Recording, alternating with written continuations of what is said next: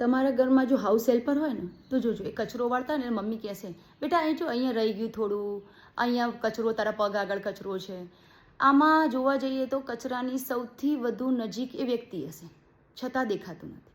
એવી જ રીતે જો કલર કરતા હોય ને, જો આપણે કલર કર્યો કે કોઈએ ફિનિશિંગ સરખું થયું કે નહીં એ જોવું હોય ને તો થોડા 2 કદમ પાછા આવી અને જોવે કે હા અહીંયા બરાબર આ કરવાનું બાકી છે, આ કરવાનું છે. એક બુક વાંચતા હોય ને તો પણ એને અમુક ડિસ્ટન્સે રાખવી પડે. જો આટલે રાખવા તો તમે બુક વાંચી નથી શકતા.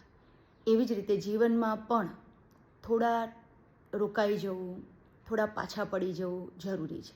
અમુક પરિસ્થિતિ જીવનમાં એવી આવે છે જ્યાં રોકાઈ જવું જરૂરી થઈ જાય છે અને ઘણી વખત થોડા પાછા પડી જવું જરૂરી, જે આપણા માટે સારું છે.